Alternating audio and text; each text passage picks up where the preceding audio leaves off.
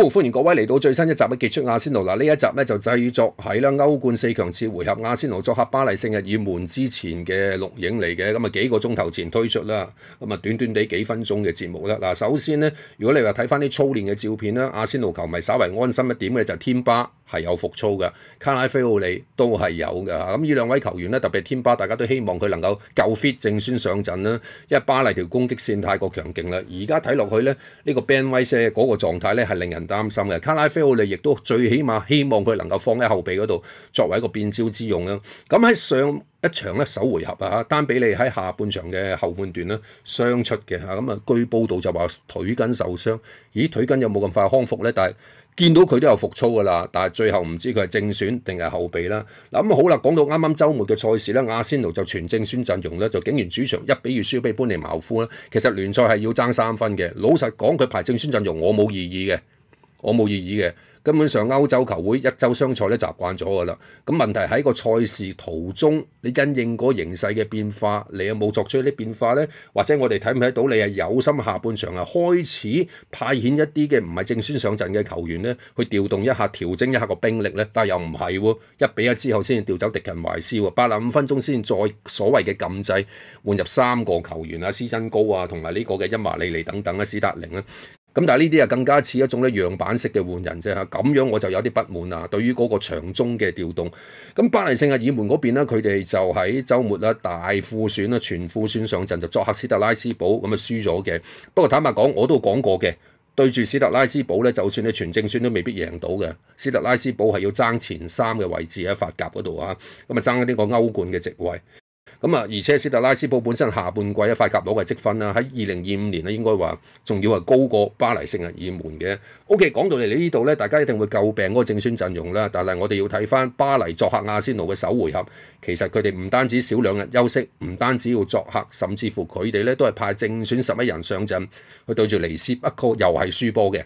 我睇到有唔少嘅球迷嘅留言啦，喺我 YouTube 嗰度咧就話：阿迪達可能係試陣嘅啫。我心諗試啲乜嘢嘢出嚟咧？如果係咁嘅話，對水晶宮又係咪試陣咧？但係首回合對巴黎聖日耳門，你睇到試啲咩效果出嚟，係俾我哋睇到咧？咁同樣都係啦，我哋根據其實都好悶啊。作為阿仙奴球迷咁解啊，睇見阿仙奴嘅演出呢後半季都係咁嘅演出嚟㗎啦，近排都係咁㗎啦，進攻又唔係好凌厲，入得一球跟住一定會失翻波㗎啦。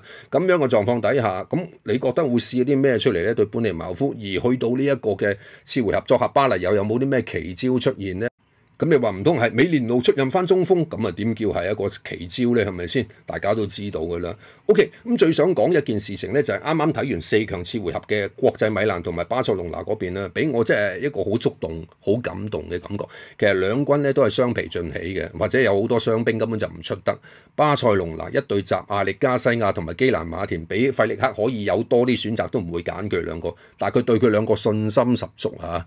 另外恩高馬天尼斯呢個中堅根本上都唔算係頂級嘅中堅啊。咁中前場都係嗰班啦，國際米蘭啦，咁要睇翻盧特魯馬天尼斯呢個而家叫做沉默的隊長啊嘛。呢個沉默的隊長根本上佢都係忍住痛嚟踢嘅。係嘛？但係佢能夠喺陣中，佢都可以穩住個軍心，即係話呢隊國際米蘭而家係好齊心，個鬥心團隊性非常非常之強烈，甚至乎佢中鋒嘅另外一個拍檔咧，呢個杜林啦，都係唔 fit 㗎，其實都係有啲傷喺度㗎嚇。巴利拿就拼足咗咁多場啦，法拉迪斯啦呢個奠定勝局嘅人物啦，其實佢都係有傷在身嘅。咁鄧菲斯每一場波都跑咁多啦，咁呢啲嗱最重要就係彼此嘅教練都可以欣賞到自家嘅球員嗰個特質，係咪先？你亞歷加西亞同埋呢個基蘭馬田防守唔穩㗎啦，肯定係㗎啦。但係佢睇得到佢哋有個後上助攻嘅能力，結果今場波2個入球嘅炮製都係關依隊閘位球員事。依隊閘位單論防守真係唔穩陣嘅，但一個有傳中，一個肯壓入禁區，就能夠針對得到咧國際米蘭啦。縱使係排咁密啦喺呢個中後場咧，但係其實你睇翻佢哋2個回合失6個波喎。你話個防守係咪真係好好咧？又唔稱得上係嘅喎，跟人嗰個跟得唔係好足夠咧，呢個係佢哋嘅弱點嚟嘅。咁你兩邊掉啲波埋去咧，咁喺英超呢啲踢法咧，就可能好容易俾人瓦解。但係針對到國米個防線咧，巴塞隆拿就運用得好好啦。仲有呢個耶馬。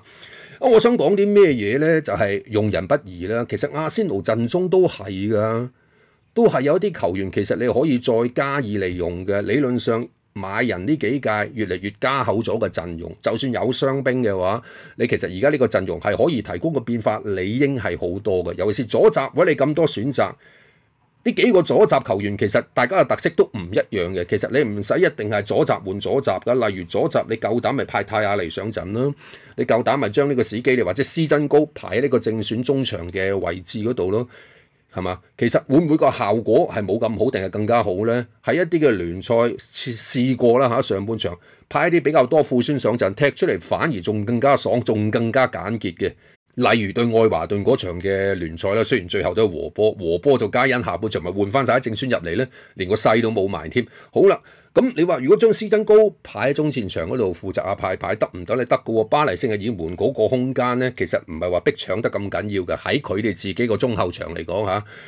其實你係有個空間可以去發揮嘅，施真高亦都有一定嘅輸送能力啊，或者恩華利尼啊，或者你薩卡仔可以容許佢咧左右兩邊咧不斷調整自己啦嚇，即係話叫做左右兩邊都可以俾佢去啦，而唔係局限喺右路啦。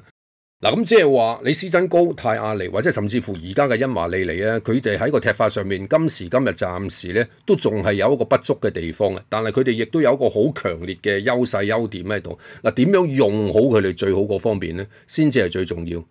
講翻乜嘢叫做利用自己嘅球員咧，先攻擊對方嘅弱點啊！其實巴黎聖日耳門呢一支嘅球隊喺個防務上面都好怕對手逼搶嘅嚇。咁亞士東維咧就曾經示範過啦，又或者係國際米蘭嗰種啦，三線嘅緊密啦，大家好有呢個紀律啦。咁呢啲種種咧都係阿仙奴希望能夠球員咧能夠係提供翻出嚟嘅。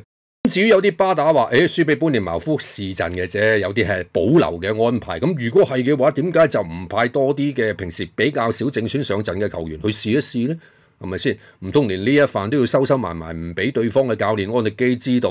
咁但係你冇個實踐嘅經驗，又點樣到時正式次回合嗰度搏殺啦？不過倒翻轉頭咧，巴黎聖日耳門咧，我覺得佢哋應該唔會有太大嘅變化，因為佢哋本身而家呢個陣容咧都非常之完整啦，即係吞翻正呢個陣容，安力基都盡量唔太過多嘅調動嘅，甚至乎後備換邊一個球員落去啦，1、2、3號咧都好似有個標準嘅樣板咁樣嘅啦嚇，佢哋倚仗嘅都係球員嗰個個人高超嘅技藝同埋嗰個更加純熟嘅默契啦，所以佢哋唔係點變咧又合理嘅喎。